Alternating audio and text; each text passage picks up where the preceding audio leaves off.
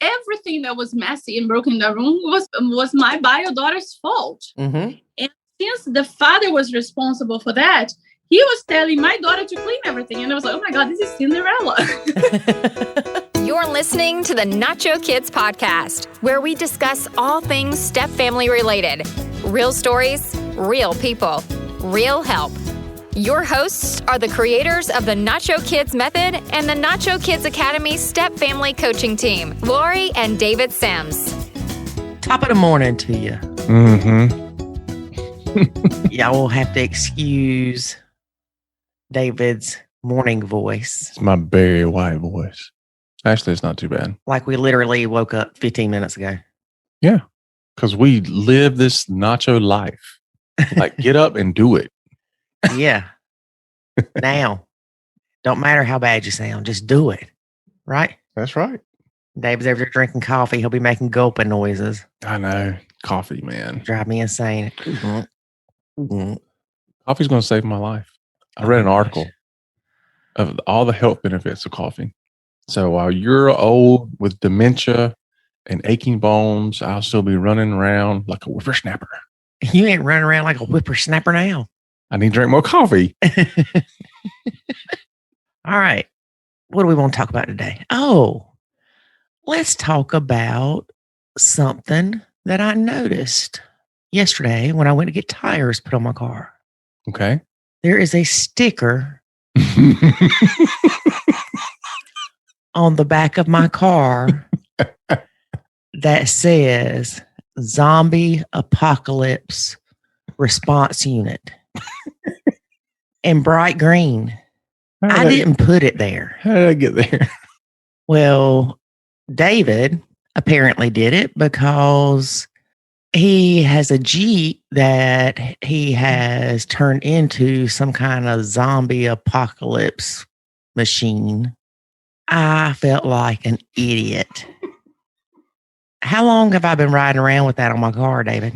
Since the day I got the stickers in. It's about 2 weeks. Okay, that goes to show you that I don't look at the back of my car very often. And just for the record, I had help. My sweet baby boy. I ain't gonna say. Just say I got help.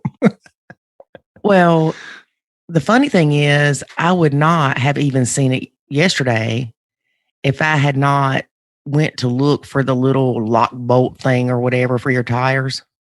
Mm-hmm. Because I thought it was in my trunk. And then I opened my trunk and there's all kind of clothes. I'm like, oh crap, I hope it's not in here.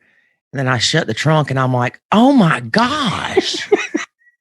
Y'all, I'm not into the zombie apocalypse crap. Bright green. I wonder how long it'd take you to see it. You know, I mentioned that, gosh, maybe 2 podcasts ago. I said something about, we did something and you don't know it yet. That might have been during a podcast recording. I don't remember. But I'm not very happy with this. I think this may turn into a war. You remember the video of the girl who had her husband's car like wrapped? Yes, they're in England. I love them. I think it's like Lad Baby or something like that. They torture each other all the time. Yeah, but I'm sure they make money doing it. Oh, I'm sure. We're not making money doing it, so don't torture me too bad.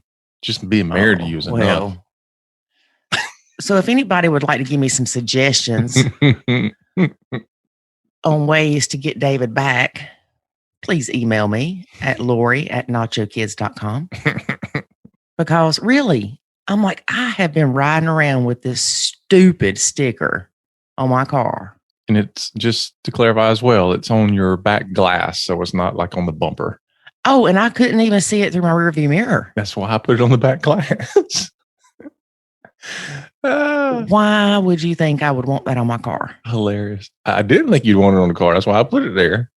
Lord help my soul. Hey, it's better than what I really, really wanted to do.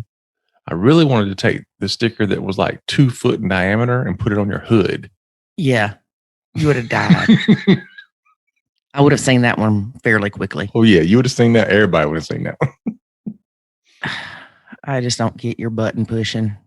What do you mean button pushing? That was a practical joke that I did to spend time with your son.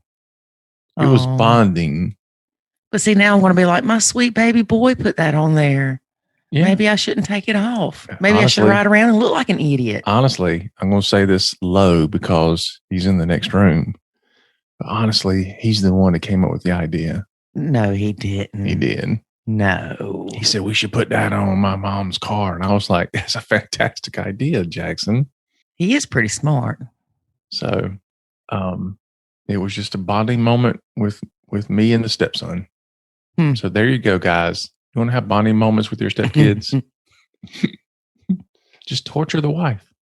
Okay, I got to quit thinking of my paybacks. How do I get it off my car? You have to have one of those little razor blade scrapers. No. You and sweet baby boy can do that. Not my car.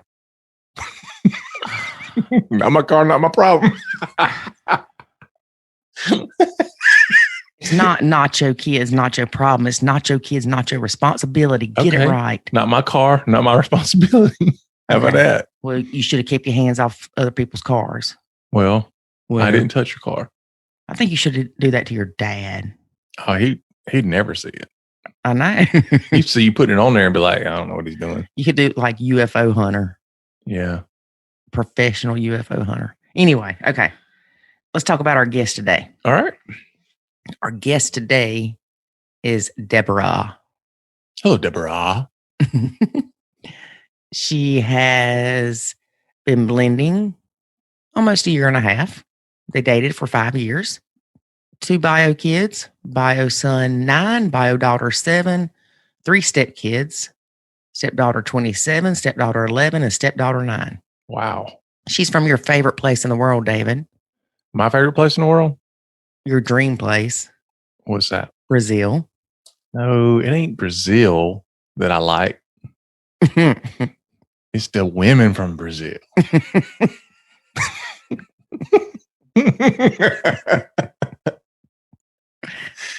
Okay, we're not going there. Kids got along great in the beginning. Surprise! Yeah, that happens to us all. Stepmom came in, super stepmom with her cape on. And guess what? What happened? Somebody had kryptonite. She got burnt out. The cape began to strangle her. Somebody was stepping on it. The good thing is she gets along with Biomom fairly well. In fact, she encourages Biomom to stand up to her husband. Not to Biomom's husband, Biomom's ex-husband. So her current husband. Stepmom's current husband. Right. She gangs up on him. No. She's not involved in the ganging up. She's just encourages. She is involved. She's indirectly involved. This poor guy has 2 women. Oh, no, not this poor guy. He's a control freak. Poor guy. Yeah. That's why he's a control freak. Because these 2 women are badgering him all the time. No, I'm telling you, she's not badgering him. Okay. She's just telling. Did you interview him? No. All right, then. You got one side of the story. Come on, man. I read something about all this you men the out day. there shout out. Yeah, that's right. That's right. Them women badger us. Well, if men wasn't afraid to get on the podcast. Yeah, I said it. I said it, y'all. Look, we have men on the podcast. We had one a couple weeks ago. You don't count. I'm talking about Hector. Oh, we haven't released that one yet. Okay, but still. Yeah. Anyway. We have some few awesome men. So yeah, men, you want to defend yourself? I think I'll just interview the men by myself. This is my podcast. Nacho Podcast, David. I still got to get your own. I am. I'm going to start the Button Pushers podcast. Well, I'm getting ready to buy buttonpushers.com. I am. Y'all think I'm kidding. David won't get it for me, so I will find some other IT company. One that helps me with my issues. Got more issues than the IT company can fix. Oh, aren't we funny this morning? Yeah. Coffee's kicking in. Uh-huh. All right. Then you ready to get listening? Yeah, but I think that we should mention the stepmom view. Okay. The Stepmom View is a collaboration of 5 step family experts answering the most challenging step family questions. Check it out. Yeah. Go to stepmomview.com. Check it out. There's 26 questions, I believe. Mm-hmm. And how many hours of video content? 13. Oh my gosh. And I will guarantee you will learn a lot and you will laugh a lot because it is video and you can see our faces. Yeah, and Lori don't hide facial expressions. No, I don't. That's why I have long hair to cover my face up. Yep. So go check that out, stepmomview.com. Now, let's get on to our interview with Debora. But first, here's a word about the Nacho Kids Academy. There is a way to save your sanity and your relationship, and it's called the Nacho Kids Academy. In the Nacho Kids Academy, you will learn the skills and knowledge to properly nacho, techniques to handle step family challenges, ways to improve your communication, and much, much more. Visit NachoKidsAcademy.com and sign up today to join other step parents who are seeing the life-changing benefits of nachoing. Again, that's NachoKidsAcademy.com. Today we have Stepmom Debora. Hey, Debora, how are you? Good. Thank you. Tell us a little bit about your blend. How long have you been blending? We've been blending married for 16 months. Oh, not long. Yeah, no, married now, but we have a relationship. We were about since dating, right? Like 4 years. All right. So do you have any hours kids, bio kids, or just step kids? Yeah, so I have 2 bio kids, a boy, a 9-year-old boy, and about to be 7-year-old girl. Her birthday is coming. Okay.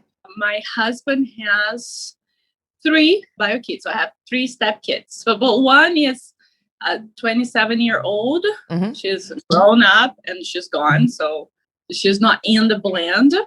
And we have a 11-year-old. He has an 11-year-old girl and a 9-year-old girl, the same age as my boy. I'm his bio son. So they kind of like step twins. Yeah. So he had all girls. He had all girls, yes. Wow.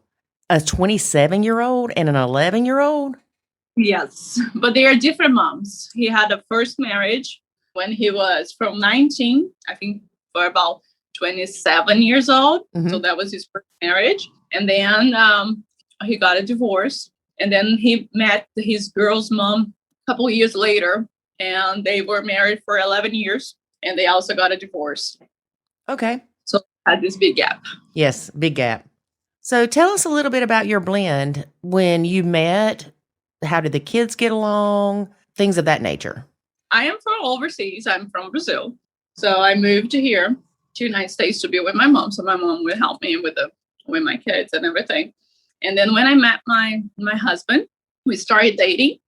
We did everything like the protocol says. We waited like a month before we introduced the kids. Mm-hmm. When we introduced the kids, they like each other like straight away. They were like super good. So, and then we started having dates always with them. Mm-hmm. So, and then it was great. We were always doing lots of fun things. And so like everybody, I guess, all the blended family, we thought that, oh, that's meant to be. The kids get along just fine. There were like some bickering and some fights if we stayed too long together, but they were doing good. The whole thing were good. I used to spend, because at the time when I moved to the United States, I wanted to change careers to do something different here. Mm-hmm. So I went to school. I wasn't working or anything, so I went to school. So I had the summers off. So that was like, for me, it was like, opportunity to be with my stepkids, right? It wasn't at the time. I was like the girlfriend, right? Mm-hmm. And my kids to be together. So I spent summers with them, and it was like great. We didn't have much issues, which was a big change after we got married. Did it change instantly after you got married, or did you see some of the changes happening slowly? It was instantly. It was something, first of all, I had to do, even with my husband.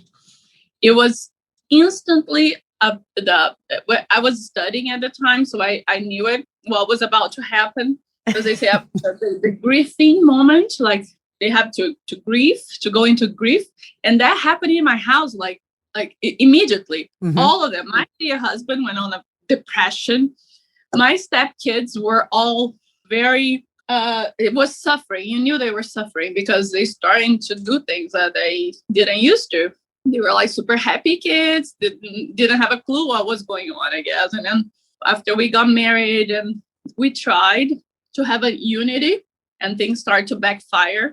The more I tried to make it united, more it backfired. I remember one of the big issues, for example, we live in a 4-bedroom house, mm-hmm. and we have four kids, right? And us. So there are only 3 rooms. So what we are going to do? So either his girls used to have the rooms for themselves. They all had their own room, and there was a guest room in the house. And then we didn't know what to do about rooms. And my husband wanted to get his girls to share one of the bedrooms, and my kids to share another bedroom. And I was like, oh, I'm not sure about that, because I was thinking that I could separate the boy, because my son and my daughter already shared a bedroom. Mm-hmm. So I thought it would be an opportunity to separate them, right? And then so we instead of forcing, and I knew they wouldn't let go of their room. They're easy, right? The girls. Right. And I was like, let's just, because buying a new house was out of the picture. No money. We had no money for that. Mm-hmm. That would be ideal, right? Right. But we couldn't do that. So I remember we dropped it at the kids. We said, so what are we going to do about rooms? And at that time, the 11-year-old wanted to share a room with my son because they really got along, because they like video games. And she's 11 and he is 9, mm-hmm. but they are the ones that play together because they share the same kind of like affinities of things they like. Uh-huh. And the 9-year-old girl and my daughter, 7-year-old girl, about to be 7, they really get along. They play with Barbies, they play with dolls. So immediately they wanted to do this. And we were like, okay, so let's do that. So I started buying the bunkie beds. And then my stepdaughter's mom, we talked to her about it, what we were planning to do, because she's been asking, well, how are you guys going to do the room arrangements and stuff? And then we have a good relationship with her. So we talked to her and we said, we're going to do the 11-year-old and the 9-year-old boy in the room. And it's like, I don't think that's a good idea. He's a boy, she's a girl. And at the time I was like, oh, bummer.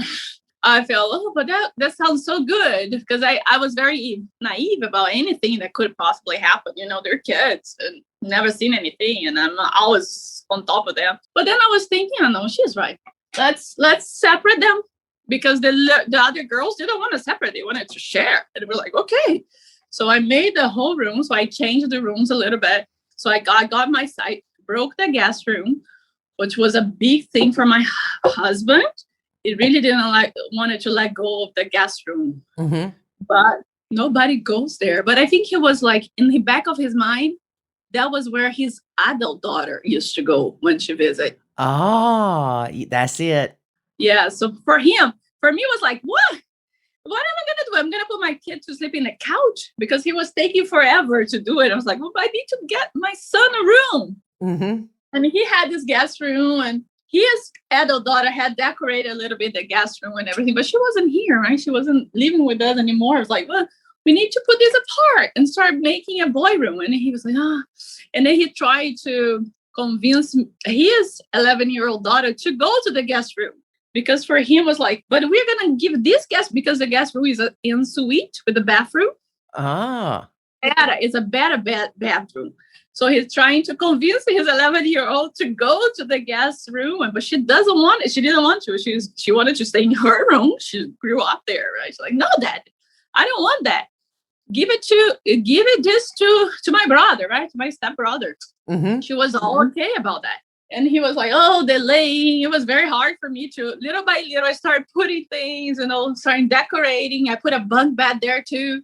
Changed because there used to be a queen bed. Mm-hmm. So took the queen bed off, started putting boys' pictures and blah, blah, blah. I made a boy room, and he was not happy about it. But he didn't really say anything. You just see, right? The other person like, okay. Yeah. Okay, so we went along that for the first year we were married. So the girls shared their room. And I started having a lot of issues with my stepdaughter and my bio daughter sharing the same room. They were very happy about it. But my stepdaughters, they never really had any expectations about keeping the room clean, things organized. And I was very strict about that. Mm-hmm. And for me, it was like a sign of neglecting them if I wasn't there cleaning their room and folding their clothes and make sure they had organized and clean and nice environment to be. Right. Mm-hmm. So I was always doing that. I didn't see that as me like invading the privacy, right? At first I was like, no, I'm doing something good, for them. Uh-huh. So I put all of this load on me, and we have like every other week routine. So in the beginning, the every other routine for the first year, we are adapting.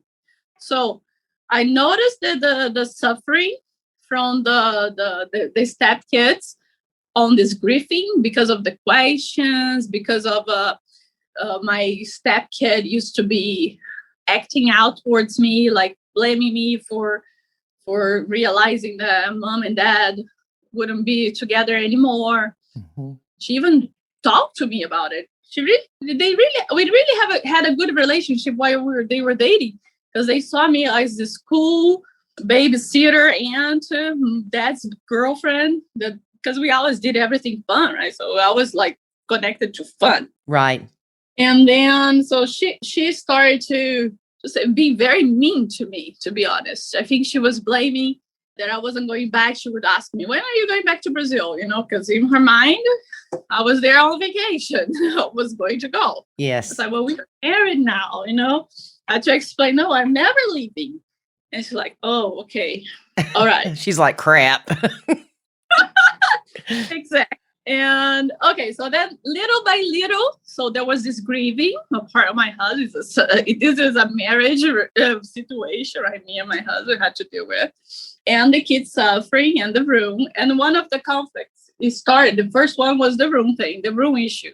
So every week they came over. My daughter is super excited, right? She kept asking me, how many days to the girls to come here? How many days to the girls come here? And I started to feel like, in the beginning it was fun. I wanted them there. But then little by little, I was like, oh my God, 5 days. I think I'm having panic attacks about them coming back. Yes. Because I had to deal with all of this. And what ended up happening with the rooms was I got overwhelmed of cleaning every Friday when they left. The mess is starting to be like astronomical. Mm-hmm. Like I remember telling my husband, go, she's destroying her room. And I remember I made some beautiful decorations.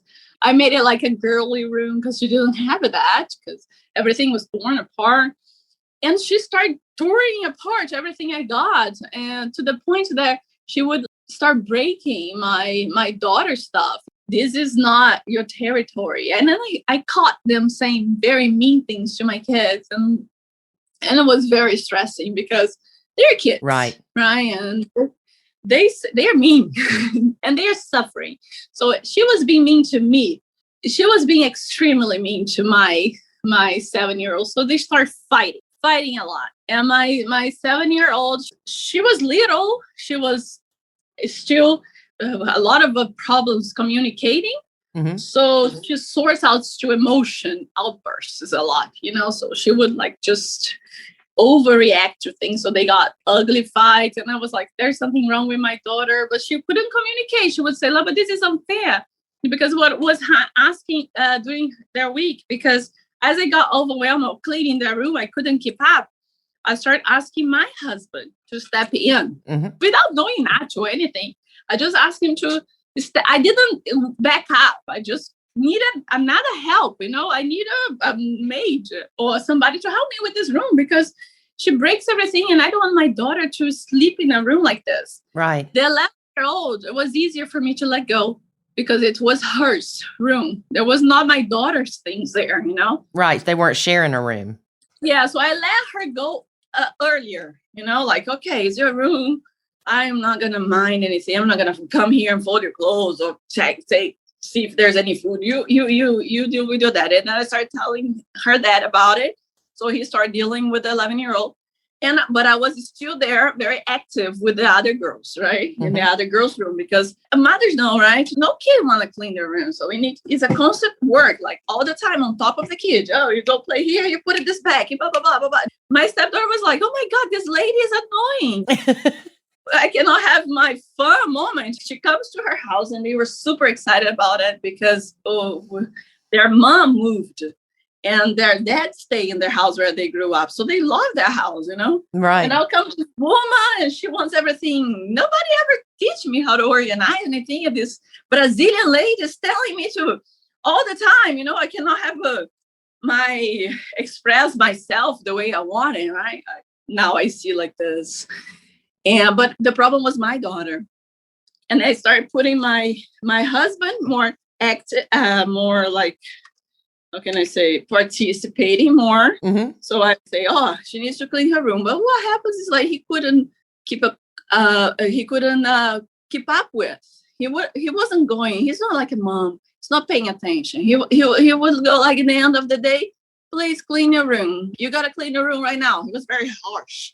Right. Or he would say, Debora really wants this room clean. And I was like, oh my God, that makes no sense. It has to be us. Right. No, like you're putting that on me. But and then he made her do it, which got even worse. And I was like, oh my God. And so it got to the point that I couldn't do it anymore. And it was getting very hard for my little one because she also messed the room up too, right? Of course, she's a kid. And she was the one in the up cleaning because her stepsister is older. So it's Bart. She started putting a lot of blame on her. Everything that was messy and broken in the room was my bio daughter's fault. And since the father was responsible for that, he was telling my daughter to clean everything. And I was like, oh my God, this is Cinderella. My daughter's living and my daughter was freaking out. And she was starting to get aggressive because nobody would understand and empathize with her pain. No, this stepdaughter never cleaned her room.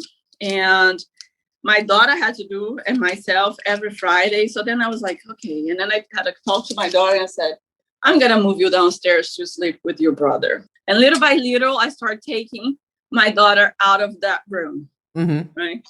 And now I put them back together. So my daughter's now sharing a room. It's much more peaceful for me and for my stepdaughter too. And her dad still tell her to clean her room, but it's like, he doesn't go there to check. So it's horrible. I just close the door and I'm like, okay, keep your room, stay.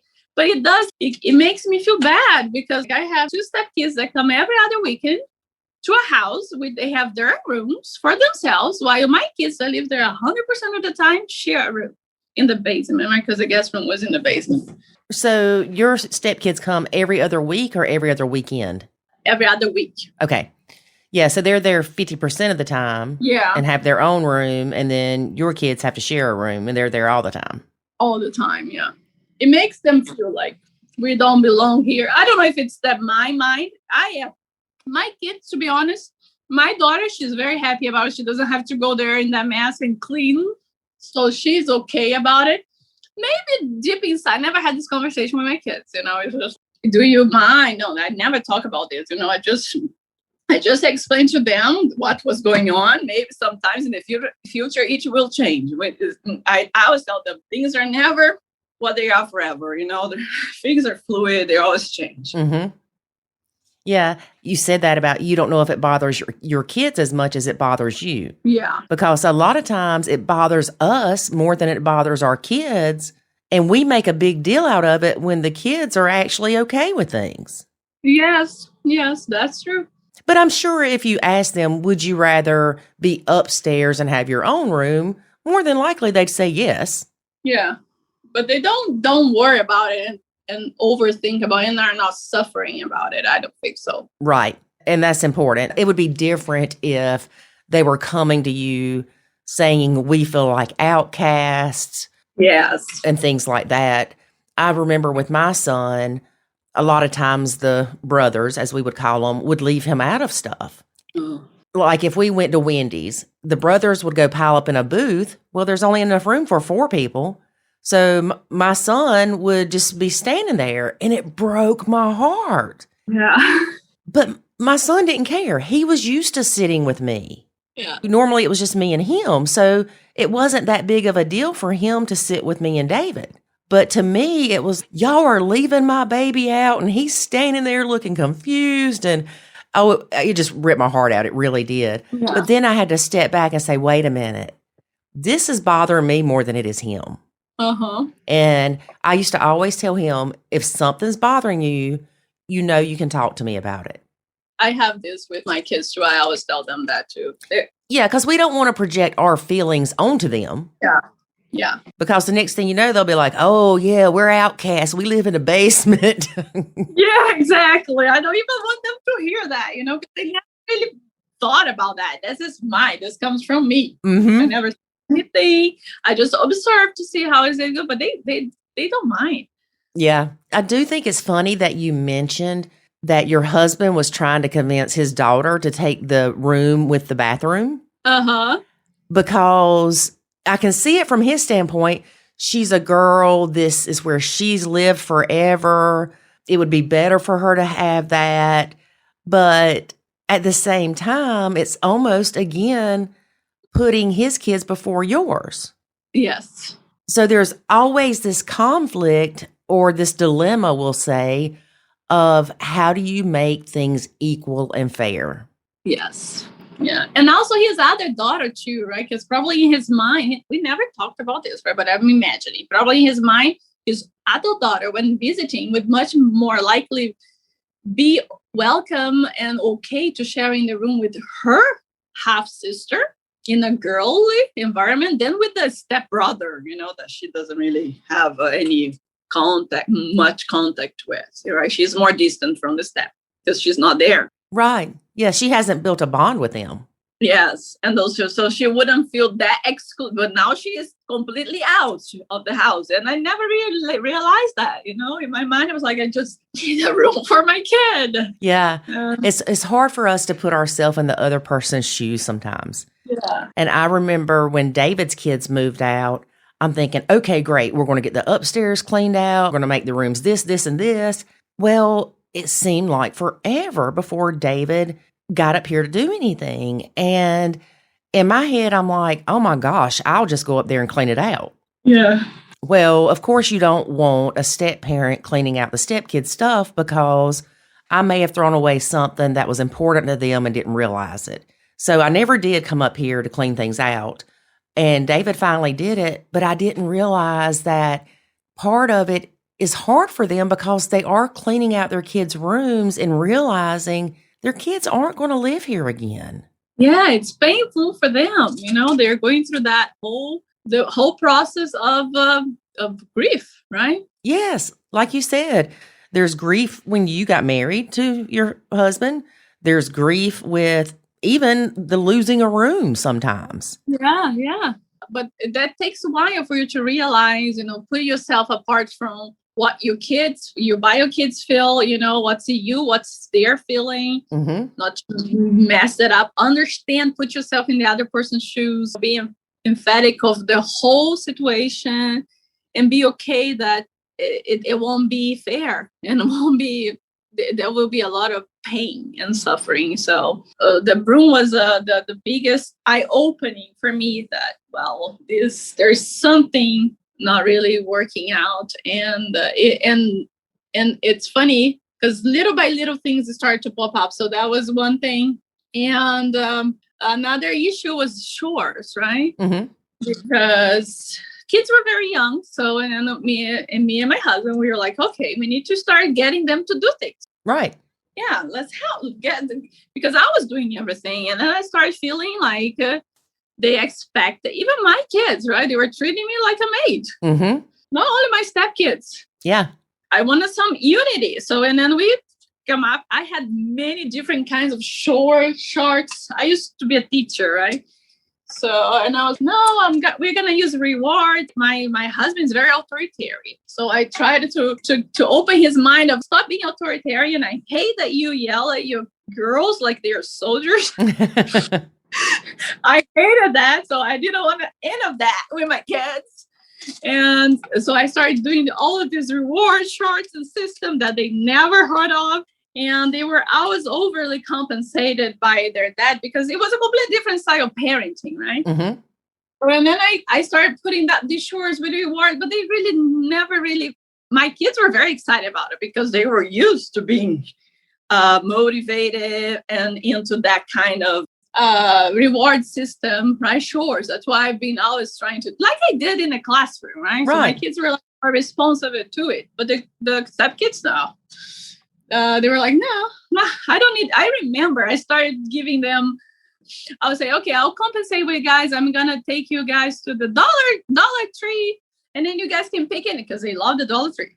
We can pick anything that you want at the dollar store. And then my kids were like, woohoo, excited about it. I remember this. I gave them each $1. My stepkid comes with her wallet and she gets like a 20. Okay, guys, what do you want to buy it for you? I was like, why are you running? Where did you get money? And she's like, my dad gave me last week. I was like, oh my, he gave it $20? Yeah. I was like, what? He's really. So I was like, no, this is not working. And it started all the conflict too, because what happened? I had this chore that the kids had to do, help me with the dishes, normal things, right? Mm-hmm. What else? Let me see. Help with the dishes, help with the pets. We have chickens, we have dogs. So keep the room clean. So everybody has this chore. I got everybody involved, right?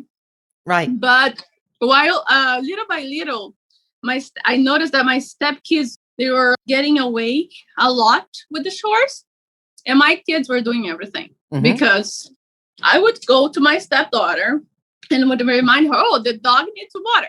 And she would like, okay. And the dog would be thirsty the whole day, right?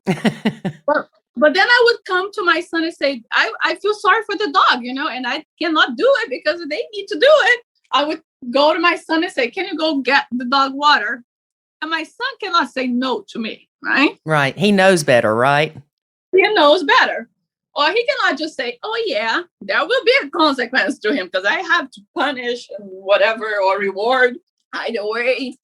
And it really affects him. I use not punishing, but reward. And my stepkids didn't care about the rewards. They didn't care about getting him a check or whatever. Mm-hmm. So, and what was happening was my kids were overwhelmed because the weeks they were there, they had to do like, I would say 80% of the chores. The weeks they were not there, they had to do 100% of the chores. So there was like totally unequal. So my kids started to rebel against me. Yes. It was horrible. It was painful for me because they were like, no, I don't want to do it. And I didn't know how to solve all of the tantrums and all the meltdowns. And I was like, oh, there's something not working here. And then I talked to my husband and say, this is not working. This is not working. And my husband tended to be getting his stepkids to do it too, because my kids listen. His didn't. Mm-hmm. I also put a lot of pressure on my kids because he would get home. You go do it, especially the boy, right? Because he was raised in the old model, so he was like always on top of my boy. And my boy was like, "Oh my God!" I never raised him different, like generally different from his sister. Mm-hmm. And so, like, why do I have to do everything? And these girls are just lazy watching TV, And I'm here doing yard work, and he was like, "No, this is not fair." And I was, yeah, that's not fair.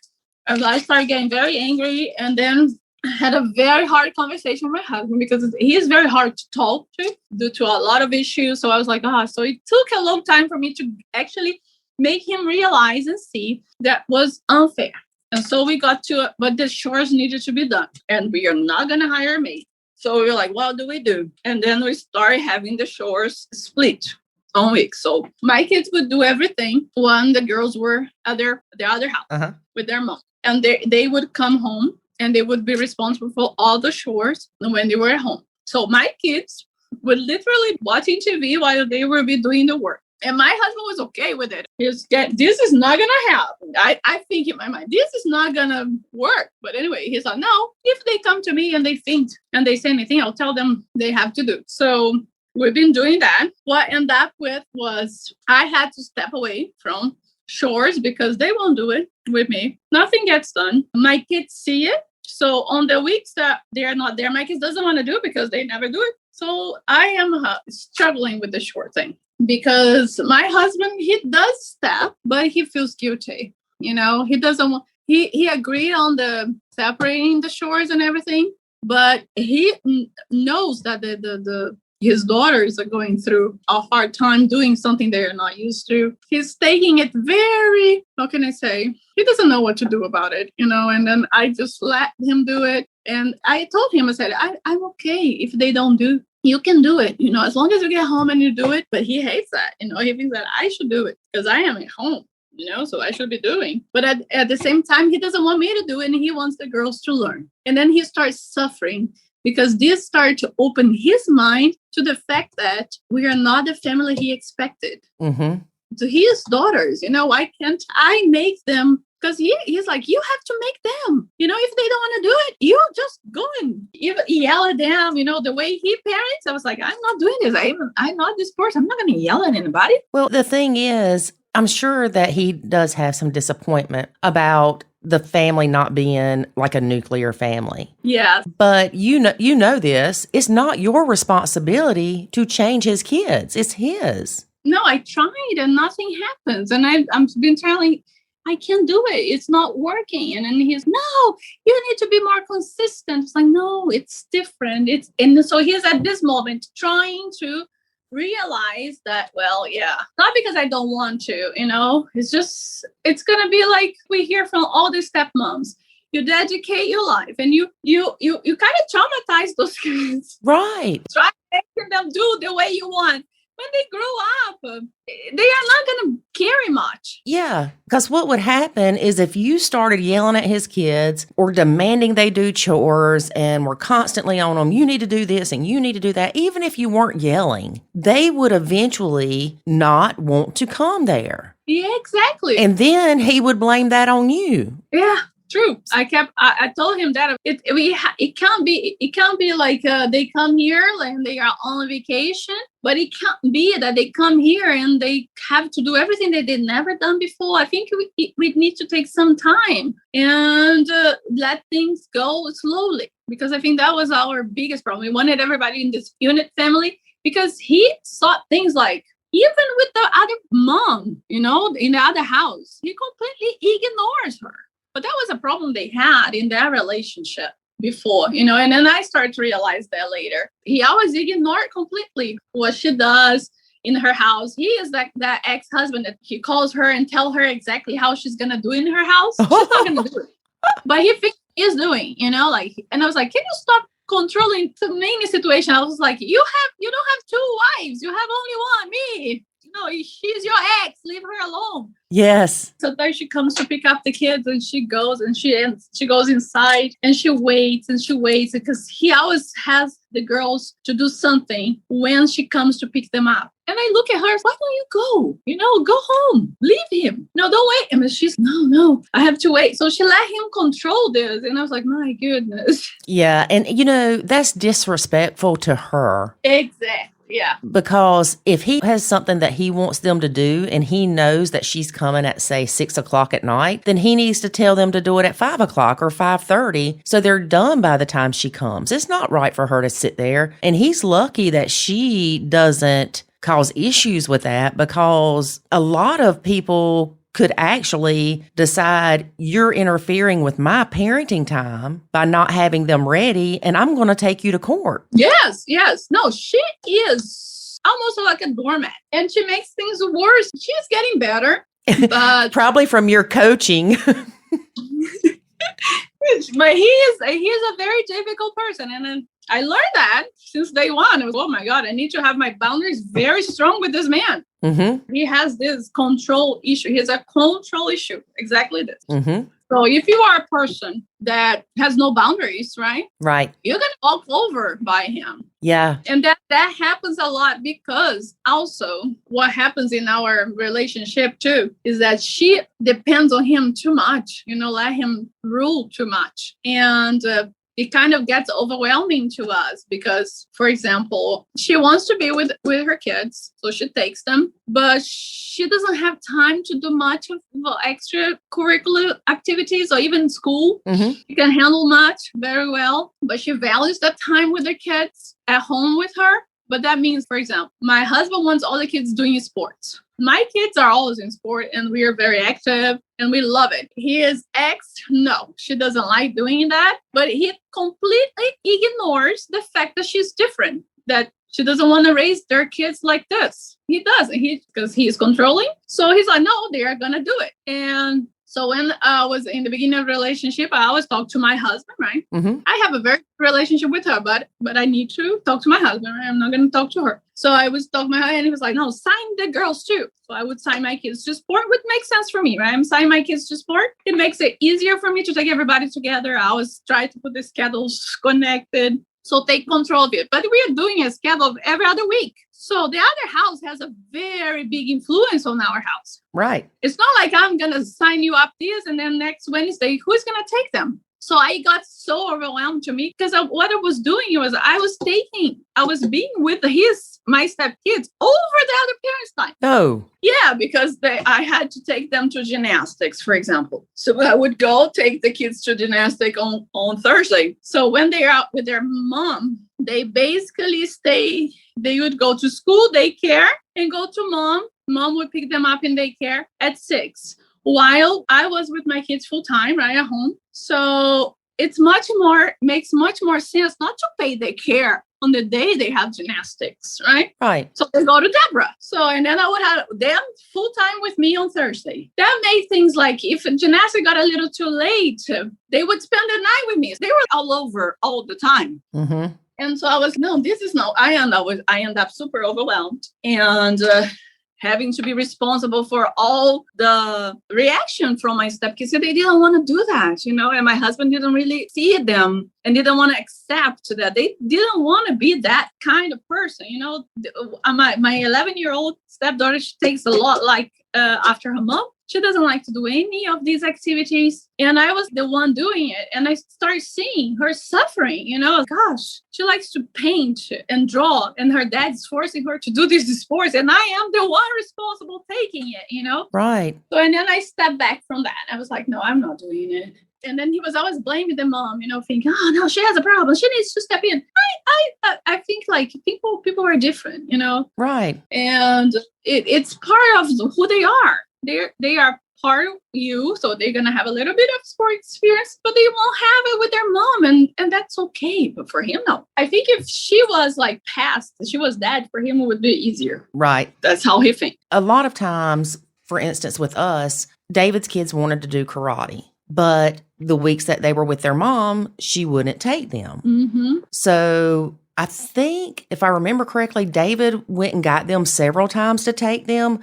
But then she got upset that he was taking them on her time. Yeah. And in my court papers, it states that I am not to make plans for my child during his father's visitation. Now, granted, my son, I have him all the time except every other weekend, but a lot of the extracurricular activities still had activities on the weekends. Mm-hmm. So I remember one time his dad said, I want him to sign him up for basketball at the church near where I live. Well, it would have been during my time. And I was like, that's fine. I asked Jackson if he wanted to go, and he did. Uh-huh. So we did that. But then Jackson didn't want to do it anymore. Uh-huh. And if the child does not want to do it, there's no sense in making them. You're making them miserable. Yeah. You're making yourself miserable. I remember I mentioned you about the domestic violence issue that we have, because this mom, she came to me and she said, I'm afraid of my husband.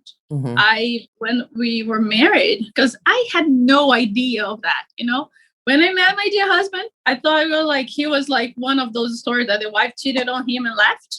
Right. That was it for me. I never saw anything different until I started having to deal with these issues and seeing the way he treated her and how controlling he is. So now I was like, oh my God, I got into a situation that it's way, way worse than what I thought. And I had to get a lot of preparation. And she told me that she left because of emotional abuse. Mm-hmm. Which is a completely different situation, and I was like, oh my goodness, if she was in that shoes, anyone can be, because this is an issue with my husband, right? That he needs to work on it, right? Mm-hmm. So it became a marriage issue with us, which he is, thank God, working on his self-growth.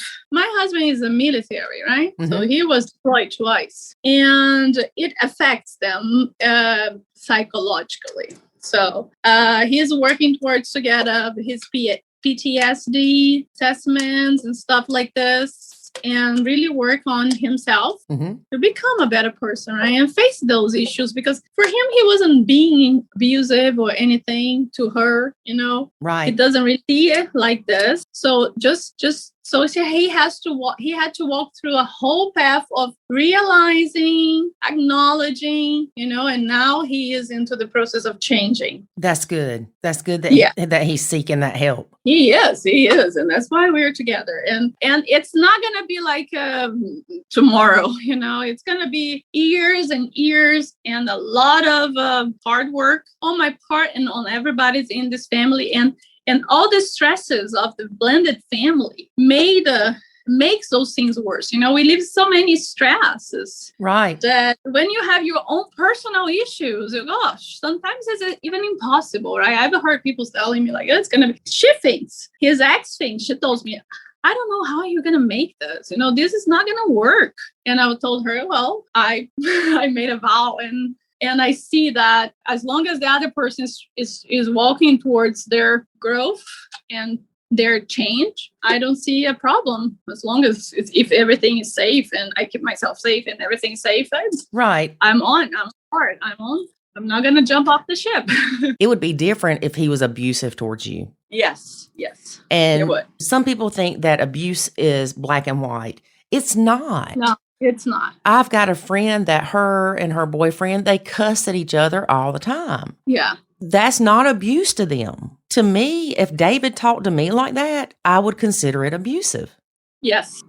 Like I said, it's not black and white. Now, let me ask you this, though. If he hollers at your kids to do something, how does that make you feel? It makes me feel terrible. In the beginning, I thought when I saw him having the kid, he's been so strict. And everybody always told me that I wasn't very consistent with my kids. And that's why they misbehave, because my kids are a daredevil. They are like I thought I would never have a boyfriend because of my kid. Mm-hmm. They are difficult kids, ADHD, hyperactive, unruly, like my mother says.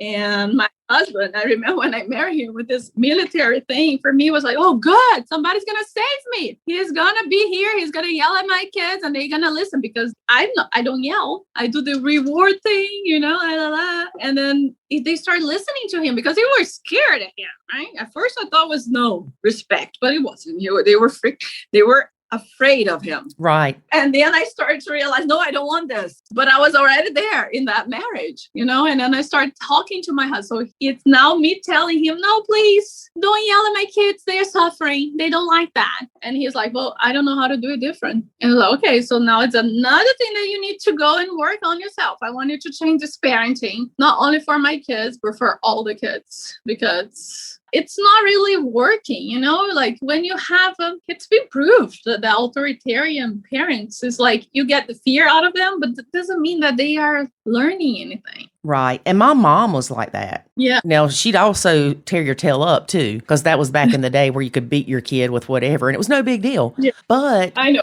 I was like this. Yeah. Was your husband, was he raised with really strict parents, or do you think it's just the military? No, he was raised like this. He had his butt wiped. Okay. And the yelling, too. The yelling also was something ingrained in the family. Yes. And, I have to make a conscious effort to not be like my mom. Mm-hmm. And I'll be honest, I'm not perfect. A lot of times my mom comes out at me and my son will look at me like I'm crazy, because he knows that I didn't appreciate her raising me the way she did, as far as the yelling and the screaming at you. Yeah. I think it's funny, though. You said something about your husband. He wants to be in control. But he'll tell his kids to do chores, but he doesn't follow up. No, because he knows it's painful when he wants the control. So he prefers to turn a blind eye, Yes.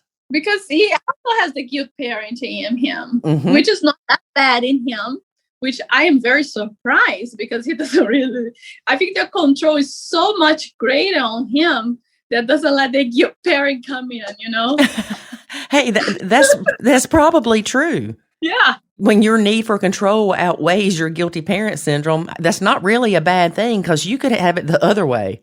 Yeah. Yeah. We had a lady that we interviewed, I think it was yesterday, and she referred to having the mom's eye. Like, moms see things that dads don't. Yeah. Stepmoms see a lot on their stepkids. Yes. Parents. Oh, well, stepmoms with their stepkids have like binoculars, telescopes, microscopes, everything. I mean, we can see anything that child's thinking about doing wrong. Yeah. But even as having the mom's eye, I really like when she said that because I know a lot of times parents will tell their kids to do something. And it's the mom that notices it's not done, not the dad. Yeah. And is it because the mom's the heavy in the house or the disciplinarian? Or is it just women are more detail oriented? Yeah. I am not this kind of woman, which is kind of like for my marriage. PTSD, this is my symptom. I am unattentive. My husband says that I have Alzheimer's. So it's very hard to live with me too. I know it's hard. It's funny, but it's hard. Yeah.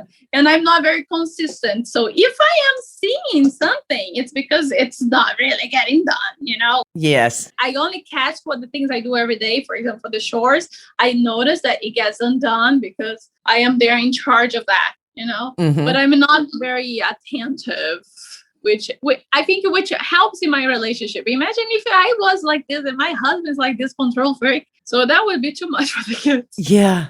It's funny you said that. My son and David both, they're like, you don't listen. And I'm like, yes, I do. Well, I asked my son yesterday, he's wanting to go somewhere this evening. And I said, did the guy ever respond to you? And I never heard him respond, or I thought he said no. Well, like 30 minutes later, I said, Jackson, did the guy ever respond to you? He's like, I already told you. And I'm like, no, you didn't. He said, yes, I did. And Jackson and I, we cut up a lot. And he comes and he holds my face and he says, the guy said yes. And then a little bit later, it was probably 30 minutes later, he walks in the kitchen and I said, Jackson, did that guy ever respond to you? You should have seen the look on his face. And I'm like, I'm kidding. But a lot of times I will ask him, I'll say, did you do your homework? And then I don't pay attention. So I don't know what he said. I know I asked. Yeah.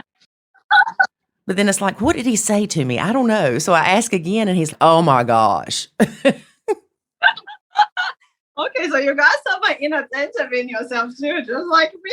Mm-hmm. I am exactly like this. And David's the same way. So we have a lot of fun. I told him we're going to start recording every conversation we have. Because one of us is, you didn't tell me that. And the others, yeah, I did. We don't know. We really don't know.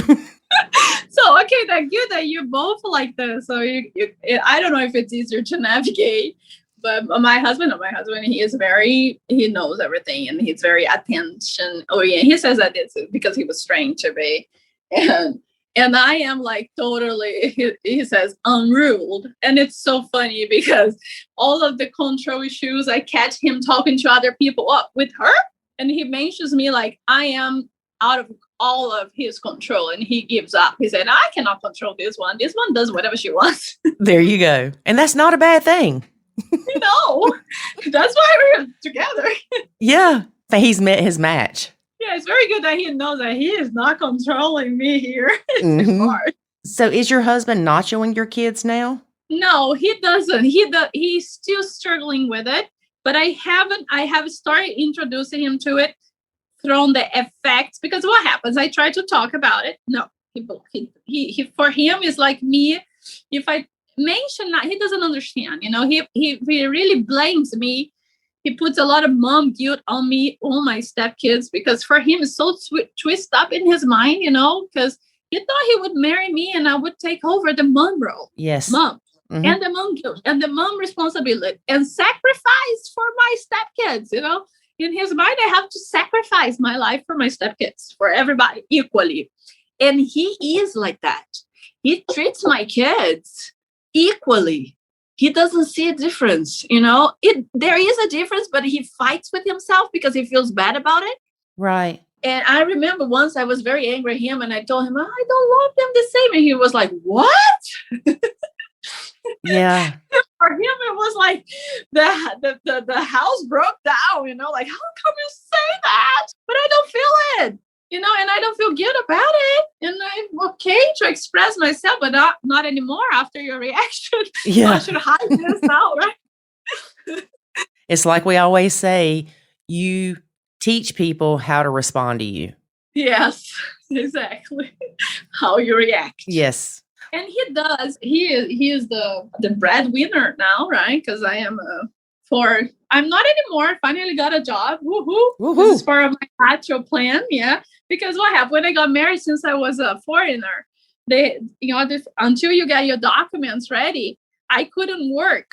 So I could never work as a student, and I could never work legally, right?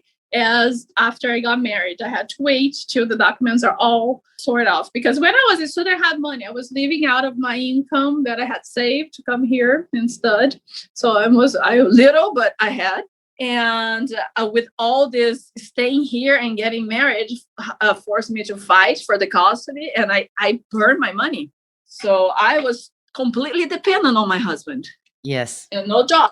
Put me in a very difficult situation, right? Mm-hmm. And I put myself in a very difficult situation. And then first thing I did, I was like, I need to do something, because he puts all this guilty on me, because I even had a mom, she sometimes I catch her tell him, but Debora stays at home, because one thing that was horrible that happened with us, it was with the pandemic. I first stepped up to keep all the kids, and I was still in school at that time. And I kept all the kids full time and studying, and I went crazy. And the mom couldn't handle the kids at home at the same time working online. It is hard, right? I can't imagine if you have to work in your computer and the kids over. Oh my goodness, it's hard. I couldn't study. I imagine work. Yes. And so we were like, oh, what should we do? Because with the whole issue, when they go to their mother, she's going to put them in a daycare. And how is that going to be when they come back? But we don't want to block the kids. But I cannot take all these responsibilities because I'm afraid of this virus. So that was so horrible. And I had, for my mental health sickness, I had to say no for that. And so the mother had to find daycare. And her solution was to put the kids at the next door neighbor, because that's the only one she could afford. Right. For me, it was like, no. There must be some better place, like you're not going to take the kids here next door. I felt terrible. It was hard for me to understand, because my husband pays for it, but they had an agreement on, that's what the custody agreement is. He gives her the alimony and the child support, and then extra for daycare because she works full time, right? Mm-hmm. So he's responsible when they are with her. He is responsible for daycare for them. Until I think it's $500, no more than that. So if anything is going to cost more, she has to be responsible for that.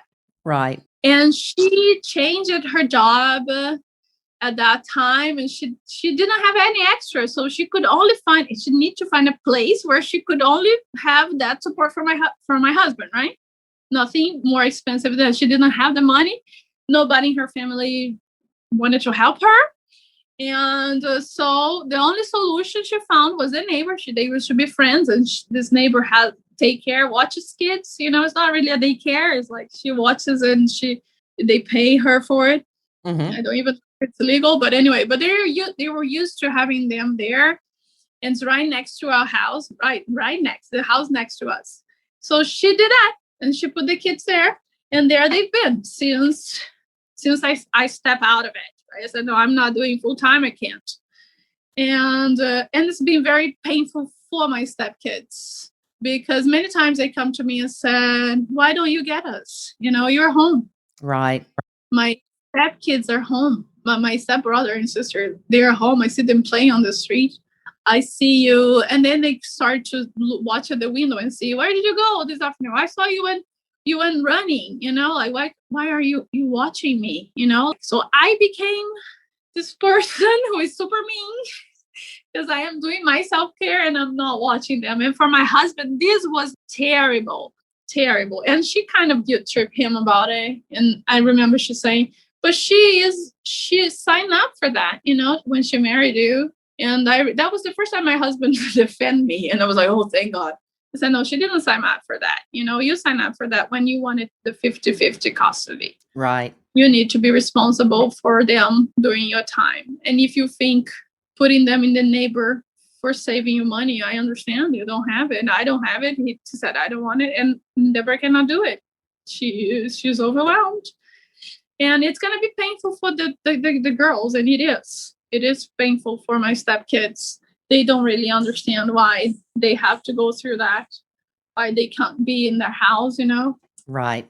It's very hard. Mm-hmm. This was very hard on everybody. Well, you're doing a great job and you've come a long way. And I have no doubt that you will continue to even get better. Yeah. Learning a lot. Yes. Well, Debora, thank you so much for being a guest. Oh, you're welcome. We really appreciate it and keep in touch. Yeah.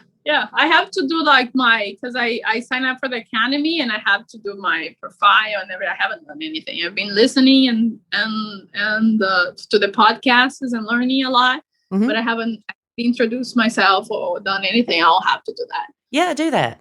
And who knows, maybe we can get your husband on board and he can watch some of the courses and he can start nachoing. Yeah, I hope so. That's my goal now. Yeah. Little by little, introducing it to him to see if he can let go of my bio kids. Yes. Disciplining them. This is not working.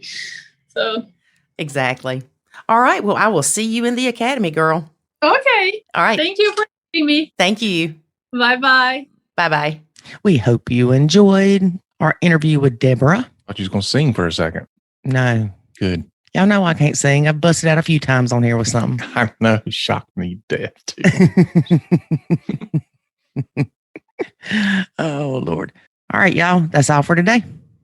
That it? Yeah. You good?